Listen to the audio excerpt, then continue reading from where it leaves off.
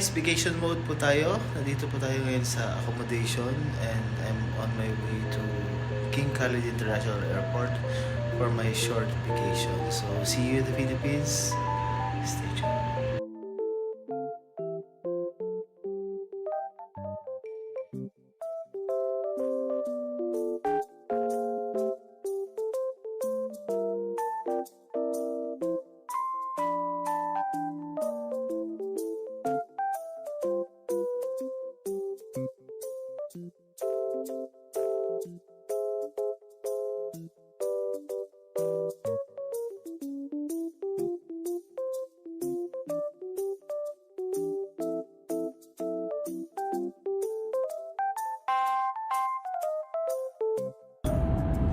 أجر يمن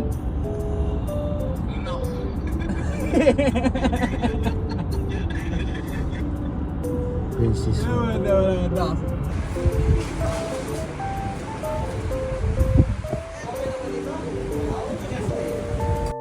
And we're back. Dito kami sa King Khalid International Airport.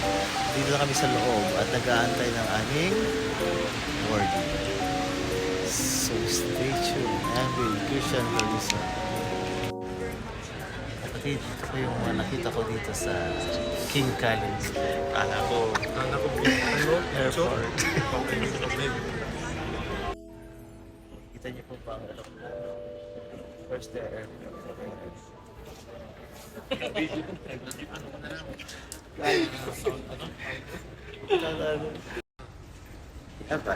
Yaba. Yan. 50-40. So, dito na po kami ngayon sa loob namin. Okay. Nag-aantay po na.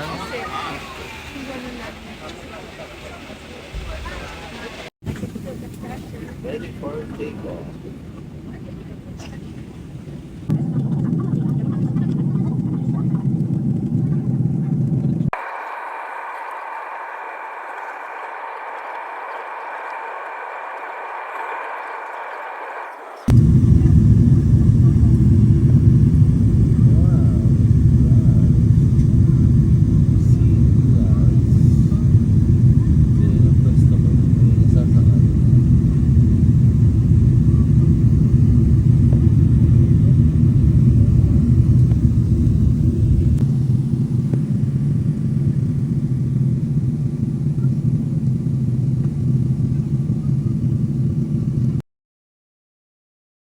Hello Philippines and hello world. So nandito nga tayo ngayon sa Pilipinas. Karating lang natin.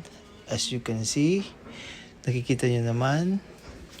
At inaantay na natin ngayon ang aking luggage. Nasaan na kaya? Nakailang ikot na po ito. Baka nawala na yung aking luggage. So, ngayon, pagkatapos natin nakalabas sa airport, sumakay po tayo sa bus. At nag-travel tayo papunta sa Bulinaw kasi birthday ni Madiraka. At doon natin gaganapin ang kanyang birthday celebration. So yan, biyahe po natin. Nandito na tayo sa Bulinaw. Ang haba ng biyahe. Nakita niyo naman siguro yung daan papunta doon. Chill lang habang papunta tayo doon sa ating paroroonan. Dahil napakahaba ng biyahe, yan, nakikita nyo na ang dagat. So, meaning, papalapit na tayo ng papalapit sa aking pupuntahan. And finally, inabot na kami ng gabi dahil umikot pa yung daan. So, paikot-ikot lang po. Yan, nandiyan na po kami ngayon. Mababa kami sa aming sasakyan. Papunta sa, dito na kami sa resort actually. So, umaga na, nagkita na kami ng aking Madiraka, the birthday celebrant. So, chika-chika, beso-beso. So, ayan, meron pang kwan, nag-swimming. Konting chismis, marites dito, marites doon. Oh, may nagmano. So, sa Filipino culture actually, magmano sa mga mas nakakatanda. And now you can see the very nice view of the place. Umaga po ito, so napaka nostalgic. Siyempre, hindi man pwedeng hindi kumain kasi Tom Goods kami. So, diyan kami sa harapan ng resort. Very nice view, very nice place. Kain dito, kain doon. Chika dito, chika doon. Napakasarap ng aming pagkain. Ang breakfast namin is courtesy of the resort. At nag-order din kami ng soup. Ayan, so patuloy lang kaming kumakain. And then, konting pictorial. Ito naman ngayon ang view ng harapan ng resort.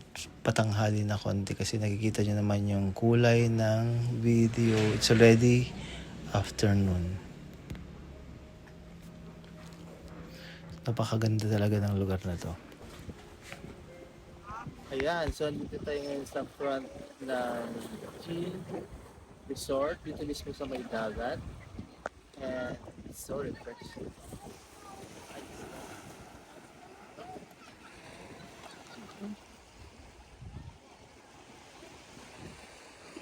Hello sa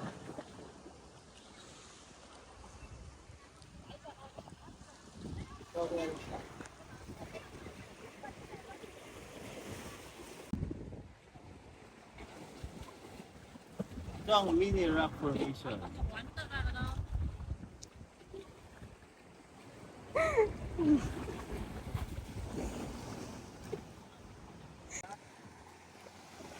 So guys, so ngayon maglalakad tayo papunta sa Patar habang kumakain tayo.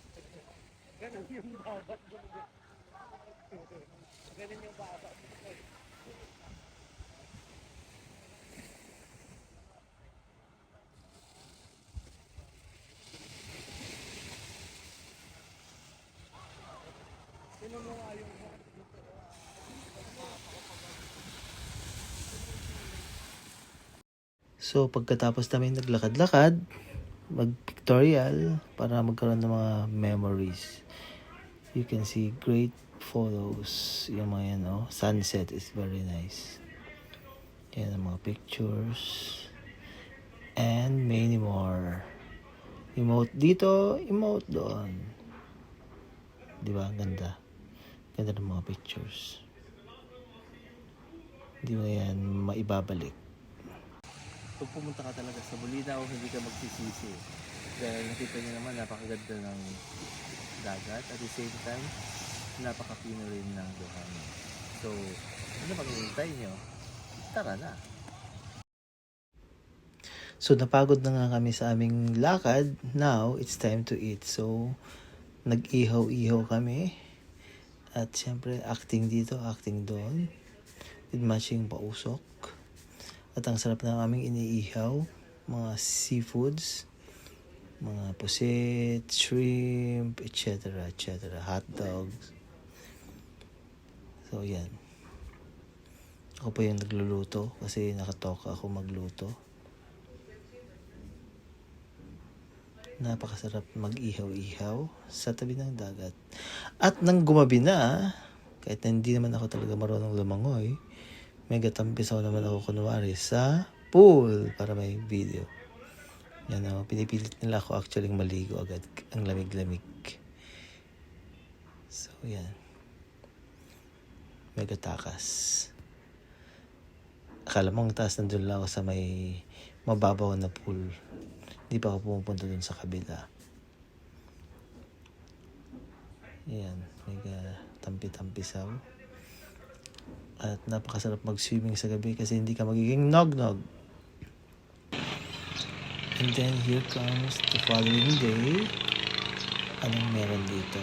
Siyempre, first to let the resort. At second day na nga, nag-swimming ulit. Sigurado nito pagkatapos mga sunog ng skin namin dahil hindi kami nag-sunscreen. Mas malalim na pool na po ako. Pero kayang-kaya ko pa namang abutin yung pa ako yun.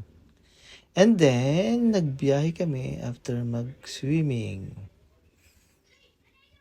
And where are we heading? Papunta kami, if you can see, yun yung lighthouse dito sa Bulinaw. Nakikita niyo naman yun, daanan namin yung lighthouse.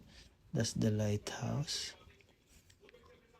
And then, pabalik na naman kami. Meaning, lumabas kami yan, pabalik na kami sa resort. Pagkatapos namin nag-swimming. At yan, ito yung mga bilihan ng mga tokens. May mga binili rin kami dito. Siyempre, pag pupunta ka sa isang lugar, kukuha ka ng mga souvenirs. Tingin-tingin lang. Yan. Maraming mga nagbibenta at marami rin nag-osyoso. Ba? Bulinaw souvenir. Very nice souvenirs.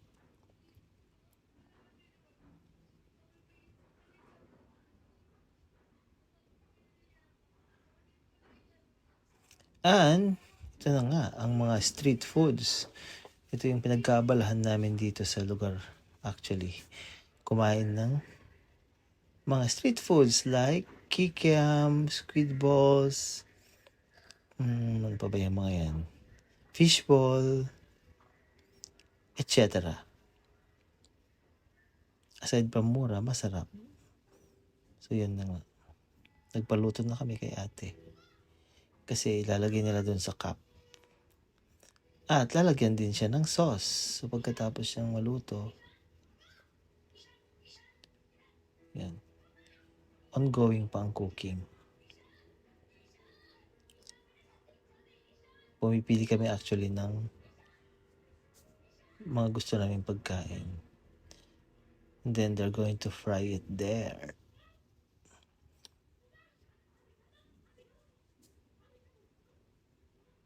Masarap actually kumain ng mga street foods. Kasi aside from mura, yummy. Siyempre hindi mo ito makikita sa Saudi. Wala man nagbibenta ng ganito doon. So, sinulit na namin ang aming pagkain ng mga ito. Yan.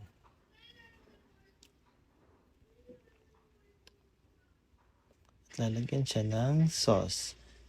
Sweet and chili, something like that. So, ready natin siyang kainin. Tusok-tusok and then kakainin na natin. Yan. Yan ang social na pagkain kunwari. Pero pag walang camera, ubos agad yan. In 1 second.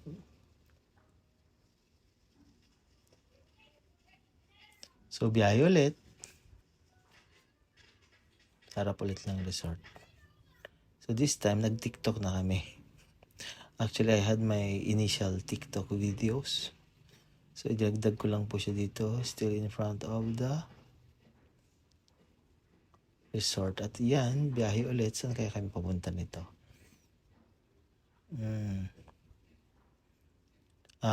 So, napunta kami sa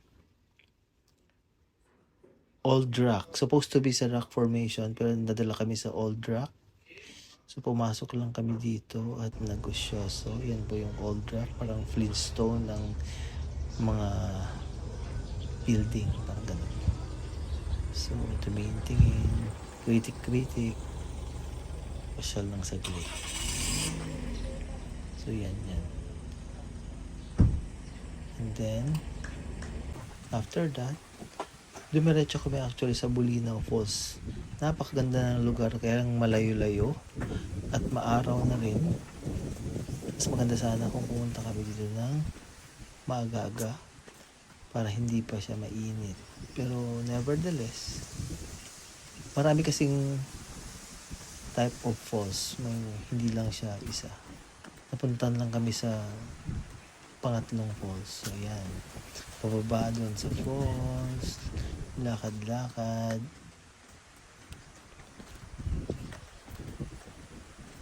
Daming steps na nakakapagod.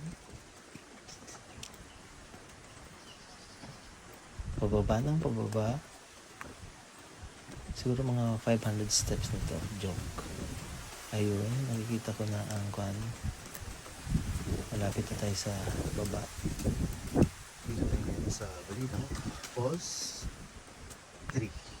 Yung kasama ko na una, nandun na siya sa dulo ng mundo.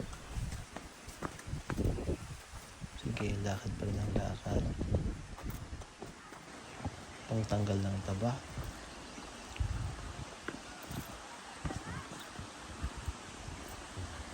Shaky na yung pagbibideo ko kasi pagod na po ako. Pero malapit na kami sa baba. So kung pupunta kayo dito, dapat mas maaga or hapon para hindi siya mainit sa balat. Nevertheless, pagdating mo naman doon, it's so satisfying. Kasi maganda yung place.